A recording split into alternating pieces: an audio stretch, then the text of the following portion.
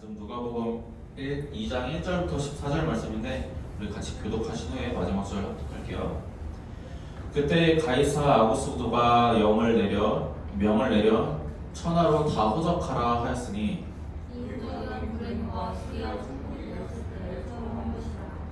모든 사람이 호적하러 각각 고향으로 돌아가매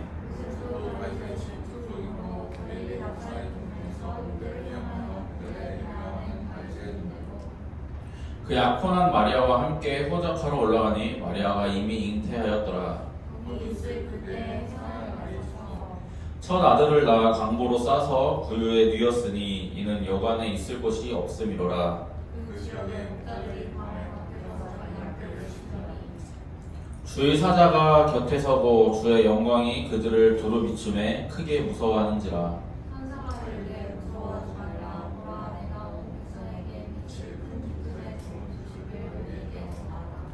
오늘 다윗의 동네에 너희를 위하여 구주가 나셨으니 곧 그리스도 주시니라.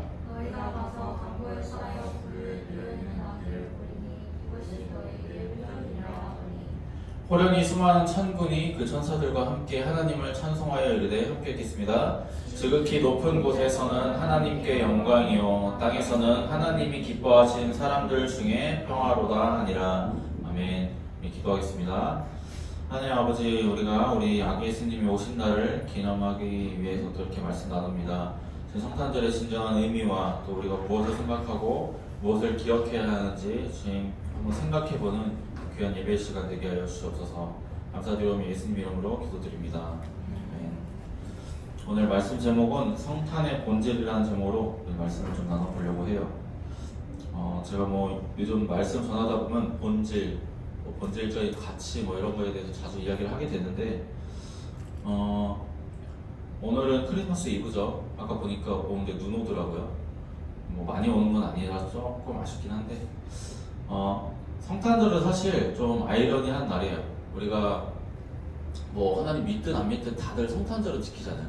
이름만 크리스마스라고 해서 지키는데 크리스마스라는 것 자체가 애초에 크리스트마스거든요. 그러니까 크리스트가 예수님을 높이는 말로써 크리스마스인 거예요. 근데 어느 순간부터 그냥 크리스마스라는 그냥 행사 자체가 돼버렸어요. 여러분들은 크리스마스를 어떻게 생각하세요? 저는 예수님, 전사님 예수님 똑바로 안 믿을 때는 뭔가 크리스마스에 뭔가 특별한 약속이 없거나 뭔가 내가 선물을 받지를 못하면 이날이 굉장히 솔직히 좋지는 않았어요. 그리고 교회 가면 맨날 행사해야 되고 뭐 해야 되고 막 이러니까. 그래서 저한테는 솔직히 말해서 크리스마스라는 게 그렇게 좋은 날은 아니었어요. 성탄절, 크리스마스는 사실 우리 기독교인한테 가장 중요하고 큰 행사 중에 하나예요. 그리스도가 나신 날을 기념하는 게 크리스마스거든요. 그런 의미에서 예수님을 믿지 않아도 사실 전 세계가 크리스마스를 기뻐하고 즐거워하는 건 사실 의미가 있기는 해요. 근데 한편으로는 이게 모든 사람들이 이렇게 그냥 즐기다 보니까 너무 이 본질이 변질됐어요. 지금 이제 미국 같은 경우는 미국이 청교도 기독교 신앙을 기반으로 해서 세워진 국가거든요. 그래서 원래는 그냥 기본적으로 기독교 국가예요. 그래서 크리스마스를 지키는 게 어떻게 보면 국가적인 명절이었고 행사였는데 어느 순간부터 요새는 미국에서 크리스마스를 지키는 게 좀 이렇게 행사로서 지키는 정도로만 지키지 크리스마스와 예수 그리스도는 관계가 없다라고 이야기하는 주들도 많이 있대요. 그리고 크리스마스를 지키지 말자라고 이제 이렇게 주도하는 집단들도 많이 생겼고요. 사실 이날에 어떻게 정해진 날이는 사실 그렇게 중요하진 않거든요. 근데 우리가 그래도 성탄절이라는 게 무슨 의미가 있고 왜 시작됐는지 정도는 알기는 해야 돼요. 왜냐하면 하나님 안 믿는 사람들이 이 성탄절을 빌미로 해서 기독교를 공격을 많이 해요. 니네 그 성탄절 니네 날이 아니잖아 라고 이야기를 하면서 그걸 갖고 이제 공격을 하는데 왜 우리가 그거에 대해서 반박할 수 있고 왜 그게 아닌지를 명확하게 알 수 있어야 돼요. 먼저 성탄절이라는 게 처음부터 예수님 왔을 때부터 있던 건 아니에요. 예수님이 승천하시고 또 예수님의 제자들 사도들이 전부 다 죽고 그러고 나서도 한 200, 300년 이후에 생긴 게 성탄절이에요. 근데 그때 왜 성탄절이라는 게 생기기 시작했냐면 이미 시간이 많이 흘렀어요. 300년이라는 시간이 지났기 때문에 300년 이상의 시간이 지났기 때문에 사람들이 뭔가 이렇게 예수님을 특정해서 기억하는 날이 주일 말고는 없어요. 일주일에 한 번 안식일로 지키는 거 말고는. 근데 이제 3세기 이후에 이제 성 어거스틴이라는 인물이 등장을 해요. 이 사람이 이제 유명한 신학자고 철학자인데 이 사람이 예수님의 생일을 이제 특정을 시켜요. 근데 애초에 예수님의 생일을 특정해야 할 이유가 있었는데 그게 뭐냐면 이 사람이 성 어거스틴이라는 사람인데 이제 기독교가 콘스탄티누스 황제가 325년의 니케아 공회를 통해서 우리가 기독교 인정하겠다라고 딱 로마 안에서 딱 인정을 해줘요. 근데 그 시대부터 이제 기독교인이 조금씩 늘어간단 말이야. 근데 이 콘스탄티누스 황제 이후에 이제 테오도시우스라는 황제가 이제 자기의 어떤 기독교적인 세력과 또 이미 기독교인이 로마에 너무 많기 때문에 아예 기독교를 로마의 국교화 삼아버려요. 근데 기독교라는 게 기독교란 말이에요. 예수님을 믿는 종교인데 예수님이 언제 태어나셨는지 언제 죽었는지를 기념을 해야 될 거 아니에요. 기본적으로 우리가 부활절 지키잖아요. 부활절은 예수님이 죽으셨다가 살아난 날을 기념을 하는 건데 그럼 예수님이 언제 태어났냐를 기념을 해야 된단 말이에요. 뭔가 종교적으로 국가적으로. 그래서 이 날을 이제 찾기 시작한 거예요. 근데 그때 당시에 로마에 12월 25일에 아폴로 태양신의 축제가 이미 있었어요. 근데 사람들이 이걸 가지고 그거를 그냥 로마 국교화하면서 이거를 이렇게 정치적으로 바꾼 거 아니야라고 이야기들을 많이 하거든요. 근데 그게 아니다라는 걸 우리가 어느 정도 인지를 하고 있어야 돼요. 이거를 이야기하는 사람들이 주로 신천지랑 이제 물론 이게 원래는 그 카톨릭 안에서 나오기 시작한 말인데 주류가 아니고 그거 아니다라고 이제 뒤로 밀려버렸어요. 왜 그랬냐면 이 어거스틴이라는 사람이 이제 이야기를 한 거예요. 보통 이때 당시에 이제 위대한 인물들, 위인들, 성자들의 이제 태어난 시기나 죽는 시기를 알 수 없을 때 보통 생일 아니면 죽는 날을 기점으로 생과 죽음은 같이 시작되는 날이다 해서 같은 날을 보통 묶었어요. 그래서 성경에는 예수님이 언제 태어났는지 정확히 나오진 않잖아요. 근데 학자들이 이제 조사를 했을 때 대략 3월 15일, 12일 정도다라고 이제 추정을 하는데 예수님이 십자가에 달리시고 고난받고 죽으신 날이 3월 25일이란 말이에요. 그래서 성 어거스틴이 이날은 우리 예수님께서 죽으시고 사신 날이다 해서 그날을 수태일로 잡은 거예요. 임신이 된 날로 잡아서 보통 이때 당시에는 이제 임신 기간이 9개월 정도로 잡았어요. 그래서 3월 25일에다 9개월을 더한 게 12월 25일로 그렇게 잡은 거예요. 근데 그게 이 태양신 축제의 12월 25일이랑 겹친 것 뿐이거든요. 근데 사람들이 이걸 가지고 근데 그 예수님 진짜 생이 아니잖아.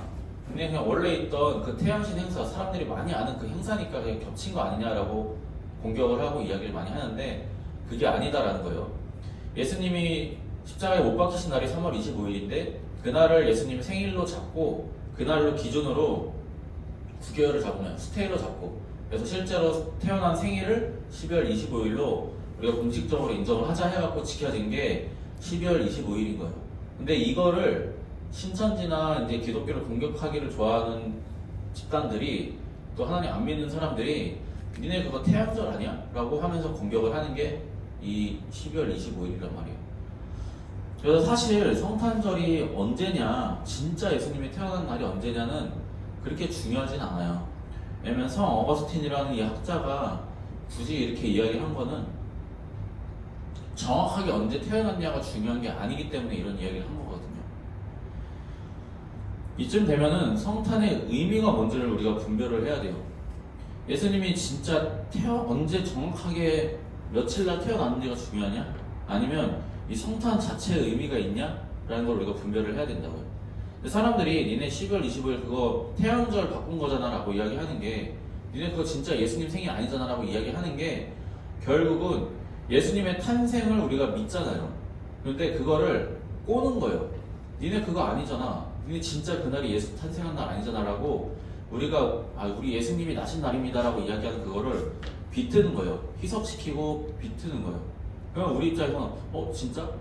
그럼 예수님 진짜 나신 날이 언제지? 라는 의심이 생기고 뭐야 그 우상 숭배하던 그날을 이걸 바꾼 거야? 그럼 어떻게 된 거야? 라는 의심을 생기게 만든단 말이에요. 그래서 이걸 못 들은 사람들은 나중에 열심히 신앙생활 하다가 야 그거 원래 태양신 숭배하던 날이라고 이야기 들으면 뭐야 이거? 이렇게 된다고요.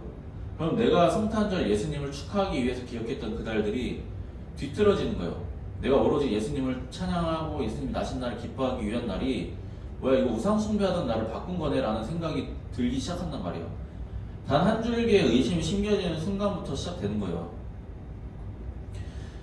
그냥 이 태양절이라는 것 자체가 또 그 이외에 여러 가지 이유들이 진짜 예수님이 언제 태어났냐라는 그 말들이 결국은 그냥 하나님을 믿지 않고 그냥 예수님을 믿지 않기 위한 그냥 합리화하기 위한 수단에 불과한 거예요. 그리고 나 혼자 안 믿는 게 아니라 니네도 그거 아니야 라고 지적하고 같이 끌고 내려가려는 목적 말고는 없어요. 그거를 지적하는 이유가. 우리가 성탄절을 지키는 거는 기뻐하는 날이란 말이에요. 근데 기뻐하고 있는 거를 굳이 끌어내려갖고 기뻐하지 못하도록 만드는 데는 무슨 의미가 있어요? 그냥 악의밖에 없어요. 거기에는 좋은 의도와 좋은 의미가 없단 말이에요. 우리가 기억해야 되는 건 이거예요. 예수님이 정확하게 주후 33년 3월 25일에 십자가를 못 박혀 죽으셨다. 그리고 그 이후에 3일 뒤에 부활하셨는데 우리가 예수님이 십자가 못 박히신 날을 기점으로 12월 25일을 정했다. 그것만 기억하면 돼요. 왜냐면 이게 역사적인 날이니까. 근데 예수님 안 믿고 하나님을 거부한 사람들은 이 날 자체를 거부해요. 예수 진짜 안 죽었잖아. 우리 예전에 다비치 코드 영화나 그 소설 끌고 와갖고 야 니네 안 죽었잖아. 자손 있잖아. 라고 이야기하면서 공격한단 말이야. 근데 그거는 우리가 확인할 수단도 없고 증명할 수단도 없단 말이야. 그냥 다 그 사람들의 소설이고 논증일 수도 있고 뭐 설사 진짜라고 해도 그거 자기들도 증명할 방법이 없잖아. 근데 우리의 믿음을 끌어내리려고 그들이 자꾸 이런 말들을 갖고 온단 말이에요. 우리가 지난주에 요한계시록을 통해서 이제 나눴잖아요. 사탄이 늘 예수님의 모양을 따라해요. 예수님 하시는 방식을 따라하고 예수님 모습을 따라해요. 우리가 지난주에 나눴던 게 뭐였냐면 사자의 머리가 죽었다 살아나는 거, 그리고 양인데 뿌리는 양이에요. 근데 뿌리는 양이 우상세우라고 하고 사람들을 죽이고, 근데 예수님은 순수하게 제물로서 오셨단 말이에요. 그래서 흔히 말해서 이 사단이라는 이 존재가 예수님의 존재에 대한 물타기를 끊임없이 해요. 왜냐면 그래야지 사람들이 예수님을 떠나고 안 믿으니까, 못 믿으니까. 그래서 원래의 의미를 희석시키고 본질에서 벗어나게 만드는 게 사탄의 목적이에요. 그래서 태양절이 어쩌고저쩌고 진짜 태어난 그날이 맞냐라고 자꾸 이야기하는 것들이 결국 그런 목적이 있단 말이에요.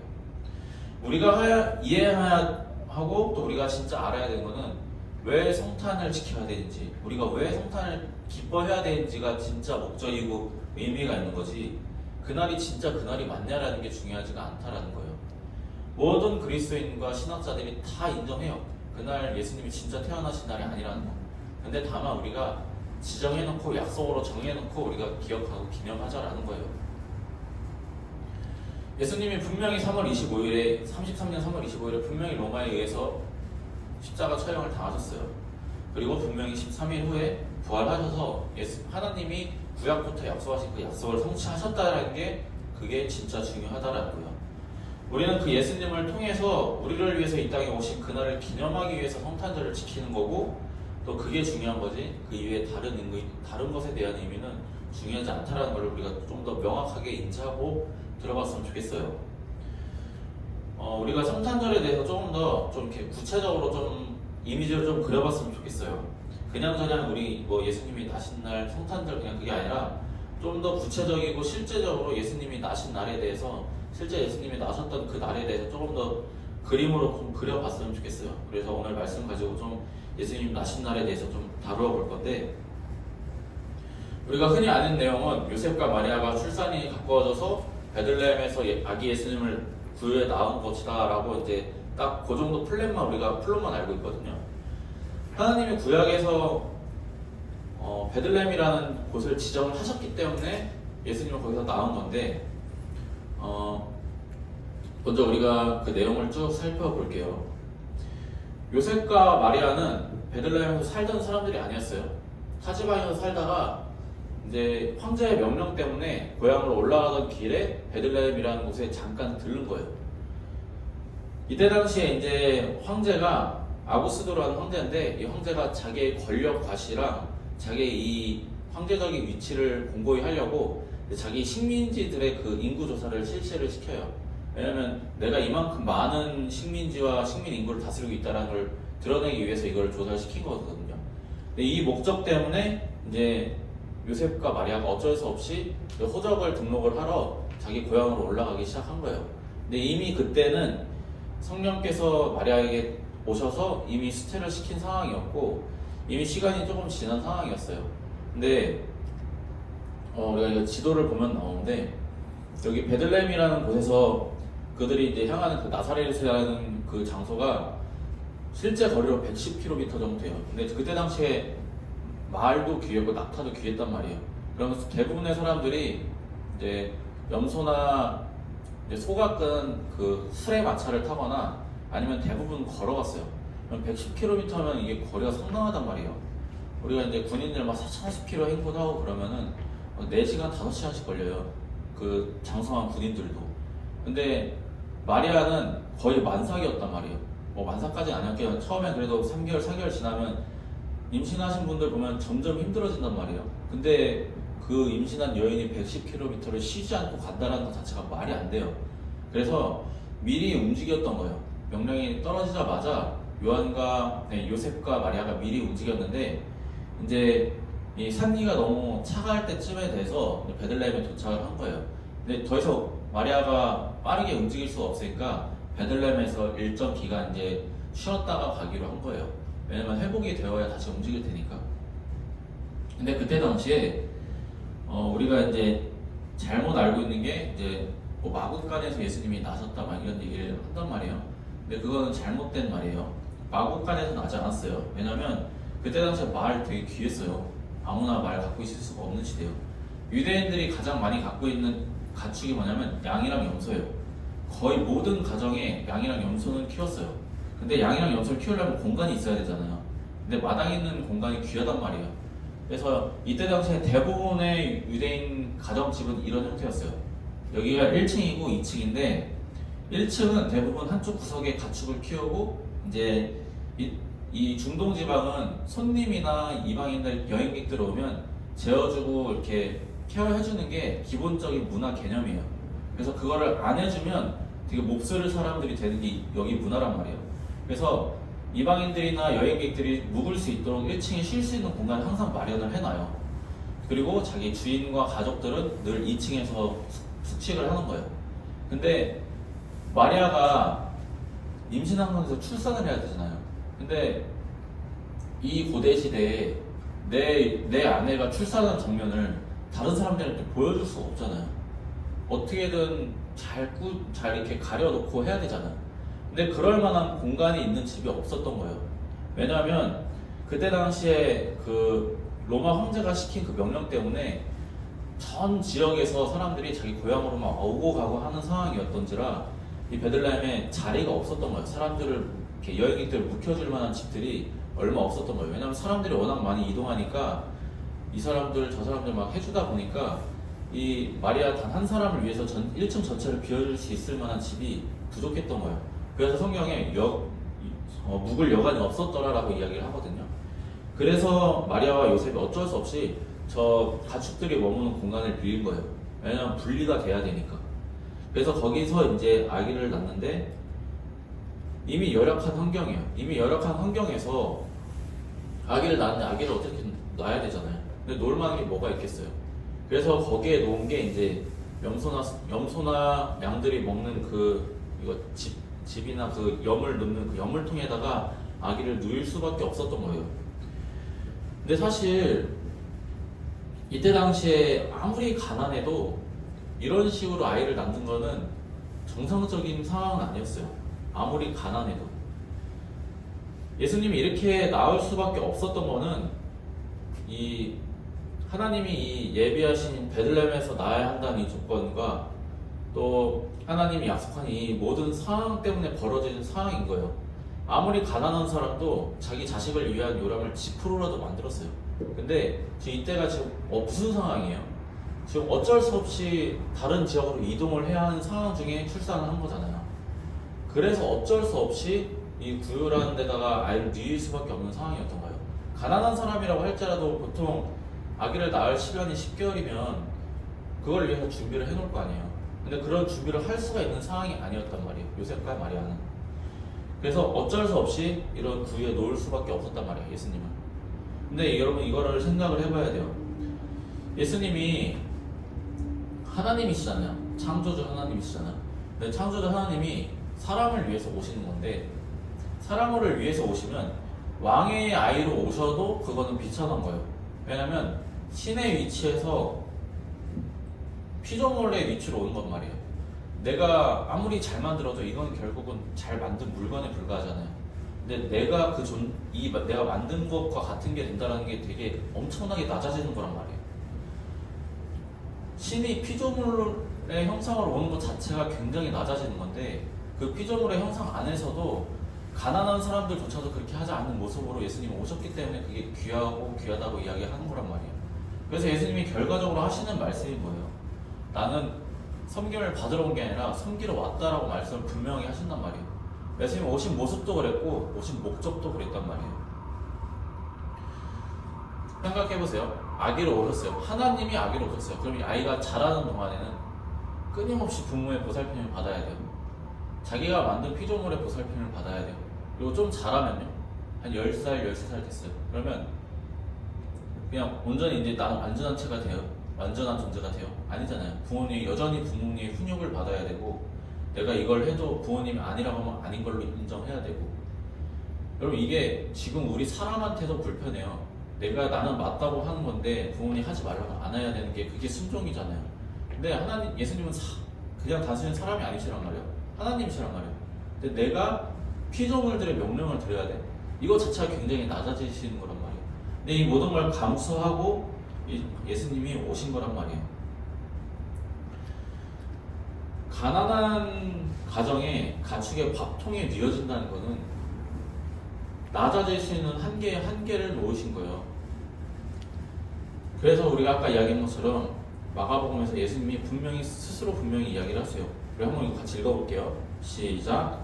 인자가 온 것은 섬김을 받으려 함이 아니라 도리어 섬기려 하고 자기 목숨을 많은 사람의 대속물로 주려 함이니라. 아멘. 예수님은 분명한 목적과 뜻을 가지고 가장 높은 곳에서 가장 낮은 곳으로 오신 거예요. 그냥 단순히 우리가 구유에 누였으니까 낮은 곳으로 왔다는 게 아니라 진짜 가장 높은 곳에서 가장 가난한 사람들도 그렇게 하지 않는 모습으로 오셨어요. 그렇기 때문에 우리가 그 예수님을 위해서 우리가 그 예수님 오신 날을 축복하고 기념하는 거란 말이에요. 예수님이 스스로 명확하게 이야기하시잖아요. 내 목숨을 내놓기 위해서 이 세상에 오셨다고.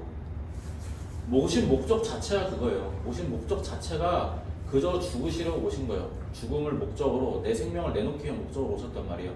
우리가 그 사랑을 알기 때문에 우리가 그 사랑을 인정하기 때문에 예수님을 찬양하려고 하는 거고, 예수님이 그 귀하게 오신 것을 그 희생을 우리가 기념하려고 하는 건데, 그 날을 태양절이네 진짜 생일이 맞네 하는 말들로 희석하는 게 여러분 옳은가요?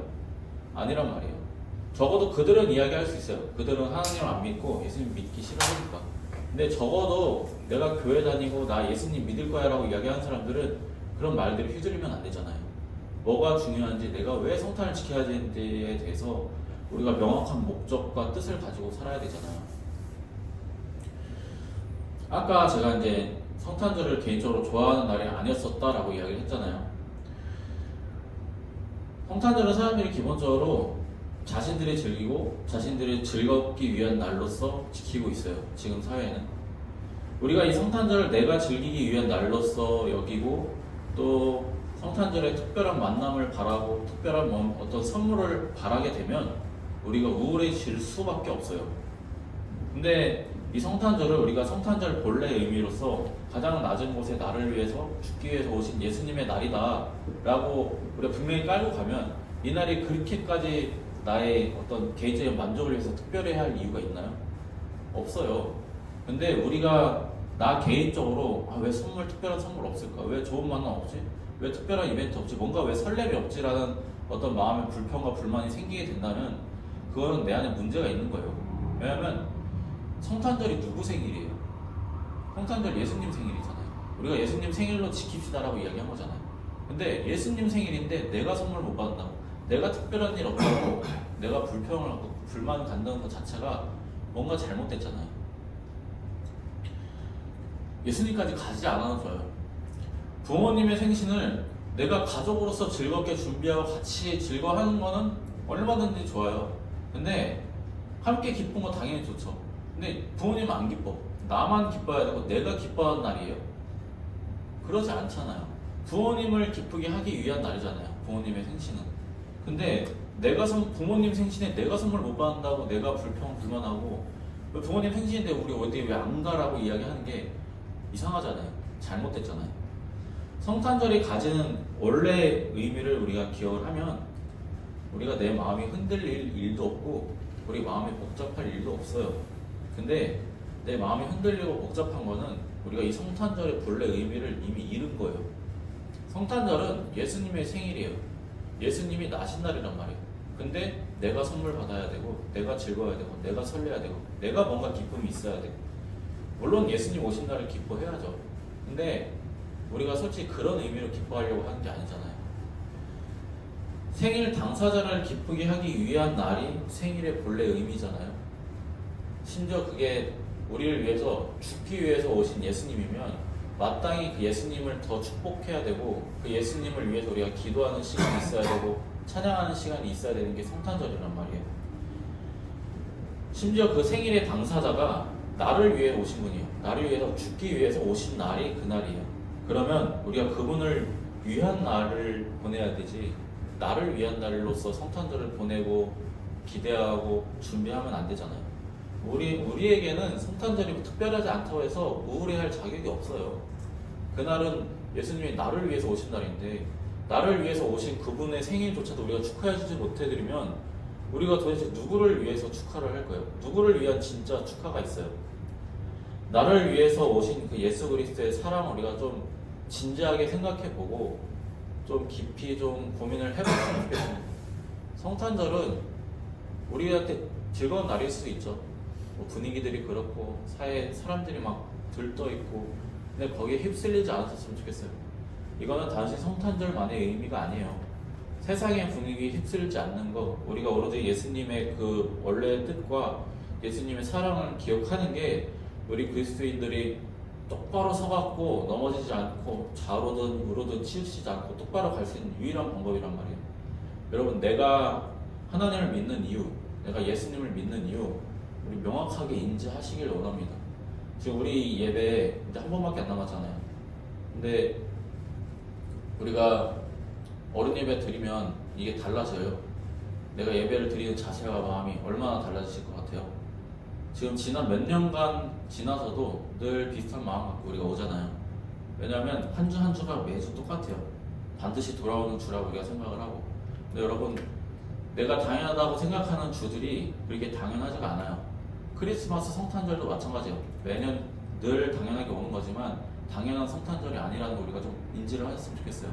귀한 날이고 소중한 날인데 그게 내가 즐겁고 기쁘기 위한 날이 아니라 하나님이 주신 그 예수님을 우리가 기뻐하는 날이라는 것을 분명히 인지해서 정말로 예수님을 찬양하고 정말로 성탄의 의미가 뭔지를 좀 고민해보고 생각해보는 그런 성탄절 되시기를 우리 주 예수 그리스도의 이름으로 축복합니다.